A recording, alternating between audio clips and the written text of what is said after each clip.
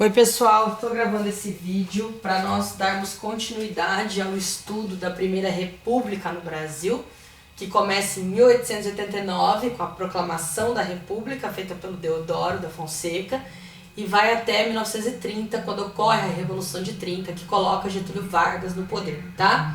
Eu mandei para vocês dois vídeos, um falando sobre a proclamação da República e o iniciozinho dessa Primeira República, outro esclarecendo algumas modificações e algumas características dessa Primeira República, e inclusive dizendo que havia divisão entre República da Espada e República Oligárquica, também conhecida como café com leite. E nesse vídeo eu vou falar especificamente sobre as revoltas durante essa Primeira República, tá?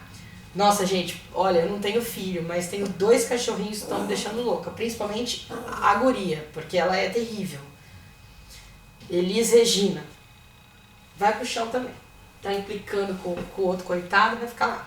Então vamos lá. Desculpem as distrações, tá?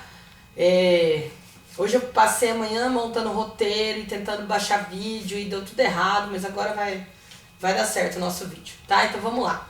Eu vou dividir em dois vídeos sobre as revoltas na Primeira República para não ficar tão extenso e eu conseguir postar, porque eu tô tendo muito problema com conexão, tá? Então vamos lá.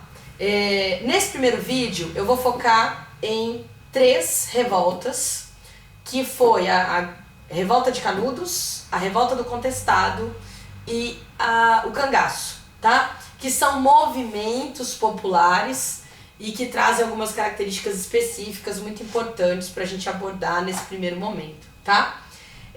Com relação a Canudos e Contestado, em específico, nós temos uma característica muito particular, que é o chamado messianismo, porque a palavra messianismo vem da crença em um Messias Salvador. Para os cristãos, esse Messias já veio e foi Jesus, e para os judeus, esse Messias Salvador ainda virá para salvá-los. Essa ideia de um Messias, um Salvador, que possa tirar as pessoas, né, da situação desesperadora em que se encontram, seja qual situação for, é o termo correto que os historiadores utilizam para falar dos líderes dos movimentos de Canudos e do movimento do Contestado, porque eram líderes políticos, mas ao mesmo tempo também líderes religiosos, vistos pela população como aquelas pessoas que podiam libertá-los, né, do sofrimento pelo qual passavam, da miséria e tudo mais. Porque, conforme nós vimos, embora tenha se proclamado a República em 1889, a situação da maioria da população, que é mais vulnerável, permaneceu absolutamente a mesma. Então vou focar primeiro na Guerra de Canudos, que vai de 1893 até o ano de 1897. Nós teremos ali milhares de brasileiros, principalmente dos moradores da região nordeste do Brasil, que vão passar nesse final do século XIX por situações muito precárias, não só pela própria falta de políticas públicas que atendessem às suas necessidades, mas também pela situação do Nordeste, que naquele momento sofria com uma seca absurda que resultava em fome generalizada e todo o desespero que se instaurou naquela localidade. Nesse cenário social de opressão e falta de esperança e omissão desse governo, surge a figura de Antônio Conselheiro, tá? Antônio Vicente Mendes Maciel é um nordestino que, por situações da vida, começa a trabalhar. Primeiro ele trabalha como rábula, que seria um advogado sem diploma. Depois, desgostoso da vida, por questões pessoais, ele começa a perambular pelo Nordeste, aconselhando as pessoas. E é por isso que vem o nome Antônio Conselheiro, né?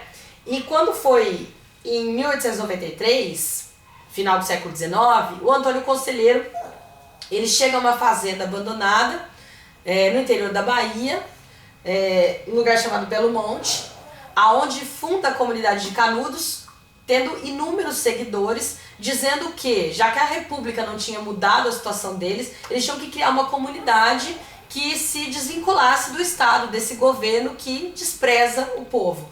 De maneira geral, tá, gente? Eu tô dando uma resumida. Em pouco tempo, essa localidade se tornou uma das mais populosas da Bahia, reunindo algo em torno de 20 a 30 mil habitantes. Oh meu Deus, o cachorro tá me perturbando hoje. Fica quietinho aqui. E há estudos, inclusive, que informam que lá eles plantavam, colhiam, viviam daquilo que era produzido. E quando faltava alguma coisa, eles comercializavam trocando com produtos de comunidades vizinhas, tá? Então foram criando uma grande comunidade, né? Obedeciam a normas próprias, criadas ali dentro. O próprio Antônio Conselheiro é visto como alguém que é um líder religioso também. Então, é como se eles se bastassem. E há uma crítica muito grande com relação à república, propriamente dita, já que não mudou a realidade deles em nada. E o Antônio Conselheiro achava que seria melhor ter mantido a monarquia, porque nada se modificou. Isso vai incomodar profundamente a elite, né? A elite política desses proprietários rurais, principalmente essa oligarquia cafeeira, né? Paulista e também a mineira. Enfim, em geral, as elites locais também, aonde se instaurou Canudos, porque obviamente havia uma crítica direta à forma deles administrarem a república, certo? Os inimigos da comunidade diziam que ali, fica quieto, Tom, só haviam fanáticos, loucos, né? E monarquistas. Fica quieto, para. Gente, desculpa, olha, tem sido difícil gravar aqui em casa, viu?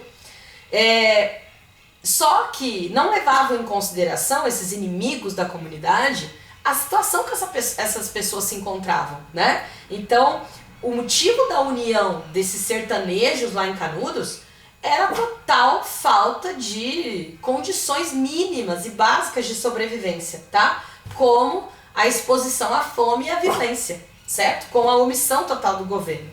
Assim, o messianismo foi, de certo modo, a gente pode dizer, a maneira encontrada pelos sertanejos de construir uma sociedade mais justa. Bom, não demorou muito para que as elites locais e as tropas, né, dos coronéis locais, junto com o comando estadual baiano, formassem expedições para destruir Canudos. Foram necessárias várias expedições. A historiografia tradicional coloca que foram 4 vezes que Canudos foi invadida por essas tropas estaduais e locais, liderados pelos coronéis, que eu comentei com vocês, que eram a liderança política, para destruir essa comunidade, né? Finalmente, lá em 1897, eles foram destruídos, lutaram até o fim. O Antônio Conselheiro, ele não morre nessas invasões, ele morre em decorrência também da falta de saneamento básico, né? Ele fica doente, né? Algumas pessoas dizem que ele teve uma infecção intestinal muito forte, decorrência das faltas de condições de higiene mesmo, né? Que não tinham ali. Canudos, então, perde seu principal líder e muito provavelmente foi por isso que eles acabam, eles não se rendem, como o próprio Euclides da Cunha, que era jornalista, escritor, coloca nos sertões, eles resistem bravamente até a última pessoa, né, a ser massacrada pelas tropas. Embora não se rendam, eles vão ser derrotados, né, por essa tropa republicana, né, liderada por essa república, tá? Então Canudos, embora tenha sido uma grande comunidade, acaba, né, se enfraquecendo e sendo derrotado, ok? Vou falar então de Contestado, que é um outro movimento, considerado um movimento messiânico no Brasil, república, que ocorre de 1912 a 1916, e esse movimento importante ocorre na fronteira entre 2 estados brasileiros, que é o Paraná e Santa Catarina, e ali é uma região, né, disputada pelos 2 estados, por Paraná e por Santa Catarina, essa região, né, fronteiriça, onde viviam muitas pessoas, daí a palavra contestado, porque ambos os estados contestavam a legitimidade, o direito sobre aquele território, e nessa fronteira viviam milhares de sertanejos, tá? Pobres que trabalhavam para os fazendeiros ali próximos e para empresas também estrangeiras, como empresas de exploração de madeira e de construção de ferrovias, que eram empresas norte-americanas. Inclusive, para construir a ferrovia que ia ligar São Paulo ao Rio Grande do Sul, atravessando o Paraná e Santa Catarina, eles contrataram vários desses sertanejos. Só que no final da construção dessa ferrovia, quando terminou, mais de 8 mil trabalhadores são dispensados sem ter para onde ir, viviam nessa fronteira onde havia essa disputa entre os estados, ninguém se preocupava com essa população, e é justamente nesse contexto que surge uma liderança messiânica que era um sertanejo também, um líder religioso, que é o João Maria, que prega também a ideia de que numa comunidade que busque a monarquia, uma comunidade rural, onde eles dividam tudo, seja um lugar melhor para se viver. O João Maria acaba sendo morto, né, perseguido pelas elites locais, e é substituído por um outro líder messiânico, que é o José Maria, eram nomes muito comuns naquela época, criando uma comunidade conhecida como Monarquia Celeste.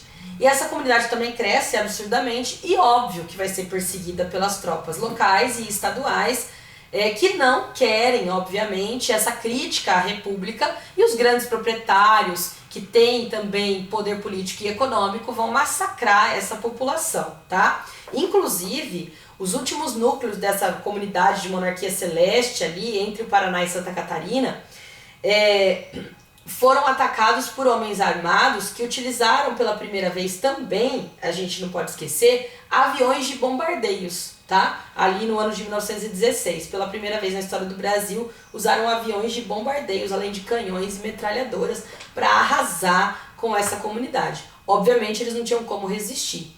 E para eu finalizar esse vídeo, que ele não fique tão extenso, lembrando que eu vou colocar no próximo o restante das revoltas da Primeira República, vou falar do cangaço, tá? Que fala sobre revolta e violência no Nordeste.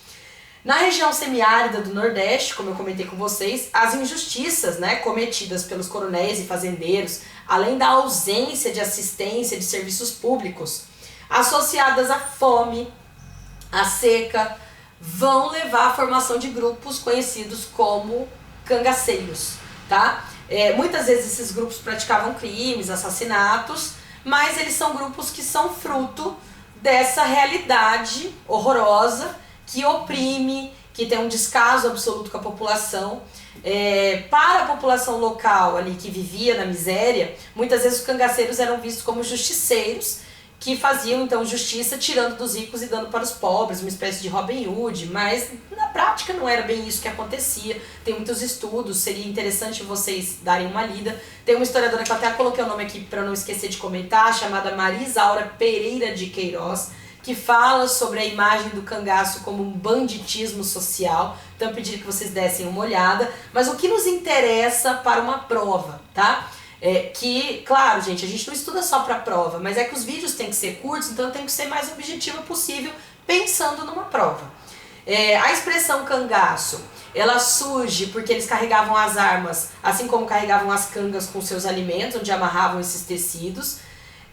Nós tivemos lideranças muito importantes, como do Virgulino Ferreira da Silva, conhecido como Lampião, que tinha ali como braço direito o Corisco, se envolve com Maria Bonita, que também faz parte do cangaço, e eles viveram, né, no Nordeste brasileiro ali muitos e muitos anos, e durante cerca de 40 anos o cangaço funcionou e eles eram, né, temidos por muitas pessoas, principalmente pelos coronéis, que viam neles uma ameaça ao seu poder, principalmente esse poder local, que era contestado pelos cangaceiros, tá? Lampião é assassinado em 1938 a mando das tropas republicanas, e com a morte de Lampião o cangaço vai perdendo a sua força aos poucos até desaparecer totalmente, né, do Nordeste brasileiro durante a Primeira República. É claro que isso é um apanhado geral, tem muitos textos interessantes sobre o cangaço, tá? Como eu comentei com vocês, inclusive documentários,